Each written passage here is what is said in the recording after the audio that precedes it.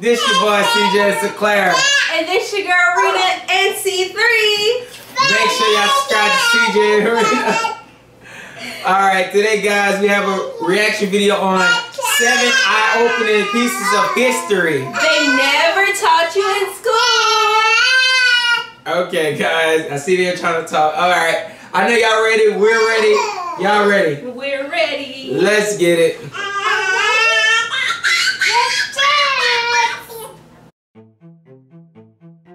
History can be pretty gross and brutal at times.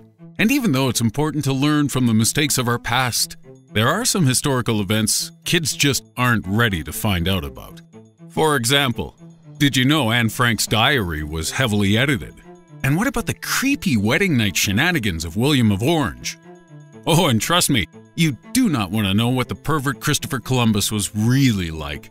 Which is a shame, as he's first on our list of 7 eye-opening pieces of history you weren't taught in school.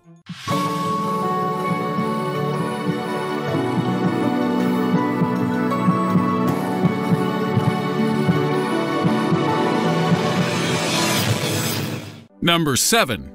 Columbus was a pedo-pimp. Christopher Columbus obviously wasn't the first to make it to the American continent.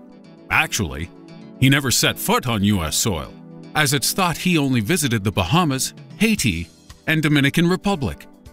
But what he may have been is the very first man to begin an underage sex slave ring in the Americas, which is probably not how he'd like to be remembered, but tough to Chris, you dirty SOB.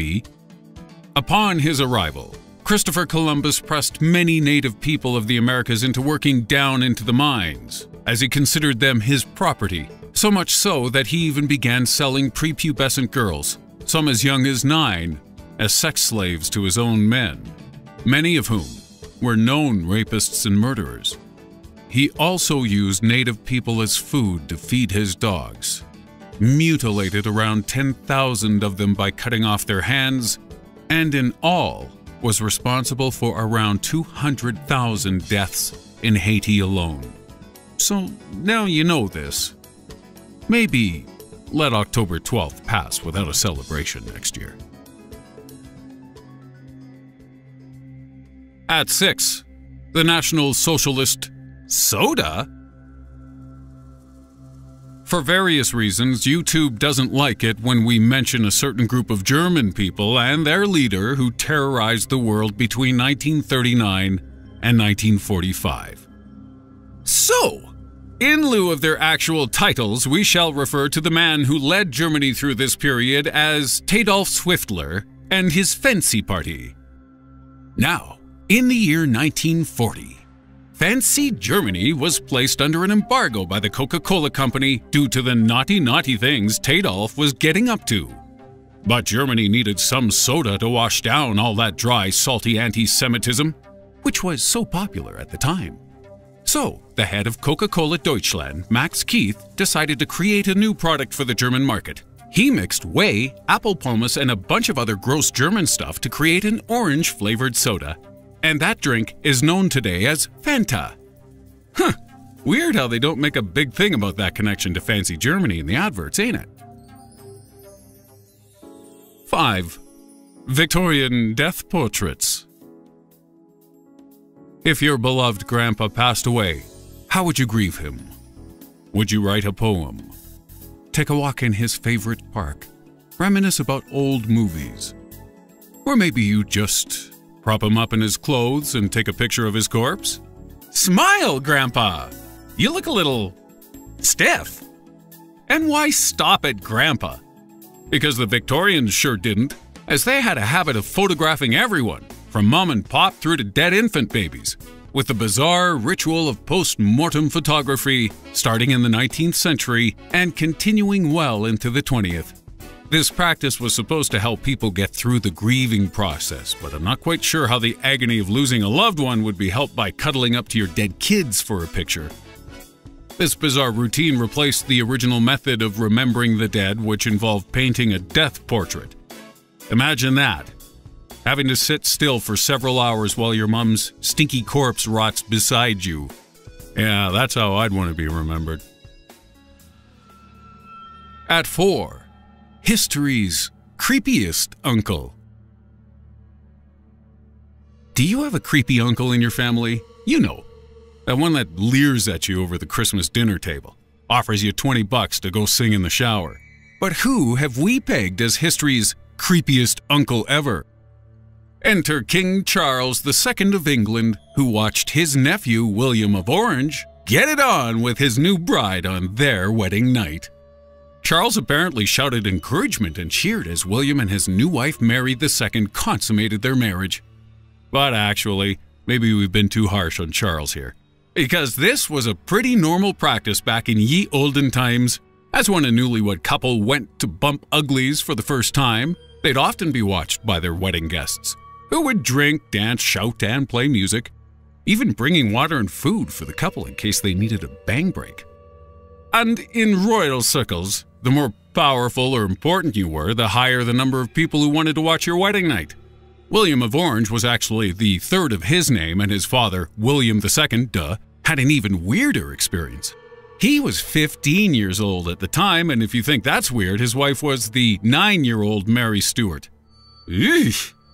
Thankfully, tradition dictated that the consummation of a marriage could be considered complete if the two kids' naked legs touched just once. So William didn't have to pull a full-on Columbus in front of everyone. He merely kissed his young bride on the cheek, waited for his wife's dwarf to cut open her nightdress, because of course there was a midget involved too, and they simply went to sleep, consummating the marriage fully many years later, I hope. At number 3, Lincoln's killer's killer. Boston Corbett is known as the man who shot Abraham Lincoln, as on April 24, 1865, 9 days after Lincoln was killed by John Wilkes Booth, Boston's regiment was sent to apprehend the assassin, eventually cornering Booth and his accomplice David Harold in that tobacco barn in Virginia. Now, Corbett and his men were ordered to capture Booth alive, but he claims he saw Booth aiming a gun at him through a crack in the wall. So he shot Lincoln's murderer with his Colt revolver, severing John Wilkes Booth's spinal cord and causing his death 2 hours later. Some people criticized Boston's actions, whereas others called him a hero, saying that anyone who took on a presidential assassin had some serious balls. But they were wrong. Boston didn't have balls, because he'd cut them off when he was 26 with a pair of scissors. Boston Corbett had developed severe mental issues in his youth due to his frequent handling of poisonous mercury for his job. And one night, after seeing 2 prostitutes in the street, he became so offended at the prospect of arousal, he castrated himself in an astonishingly calm manner in order to avoid temptation and feel more like Jesus.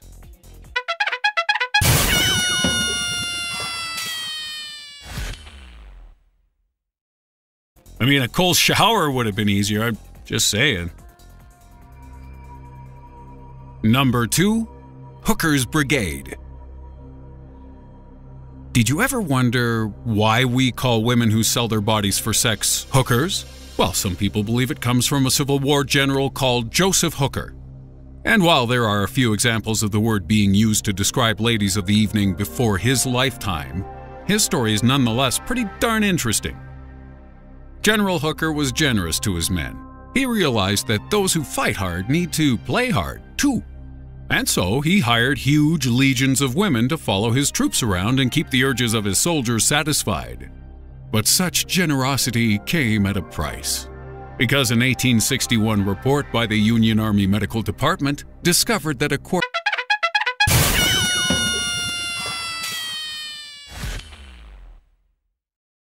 of the entire army had some form of STD. And in 1875, someone even made this delightful syphilis map to show where the disease had spread to the most.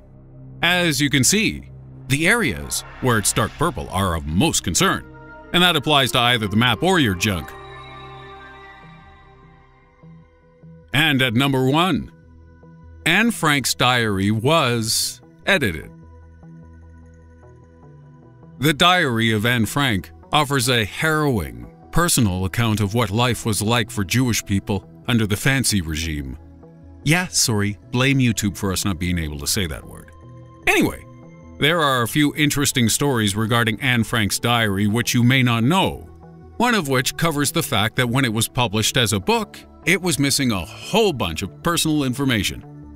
This is because the diary had been edited by the sole surviving member of the Frank family, Otto Frank, Anne's father. Otto was given his daughter's diary after he escaped when his camp was liberated, and upon reading it, he decided the world needed to hear his daughter's story, with a few minor alterations first. He cut out the parts where she talked about her period or discovering herself sexually. He removed most references to the boys she liked, and when he found that his daughter had gone into great detail about how obsessed her father was with fart jokes, he edited those too. Eventually, the unedited version of Anne's diary was released to the public and the world got to see more of the real Anne Frank. It wasn't pornographic, it wasn't gross. It was the tale of a normal girl and her relationship with her normal family, all of which was torn apart by the atrocities carried out by those people we can't mention without YouTube getting triggered. That's a good one. Well, at least we know some history that we didn't know in school. Dude, why don't they teach us history the way history is meant to be taught? Instead of just making us think that these people are good, and then they're really not good. It's never going to be the same. YouTube may always give you what you want to. YouTube gets triggered. We get triggered too. Yes, we do. We don't even learn the appropriate history in school, and we got all these days celebrating all these people. And look what they have done to America. Yeah, some things that people listen, they wanna be raised off of different things. So we want to have the whole truth, nothing but the truth. So help me, let's tell you the truth. So you're gonna hear the truth. I didn't know Fanta was made because of them. I didn't know that either. Well, we learned a lot that we didn't learn in school. So guys, make sure y'all check this video out in the description below, comment below, and awesome. Make sure you guys subscribe to CJ Arena. Also subscribe to the children's channel at CJ Arena Family. Yes. Like always, peace. Bye.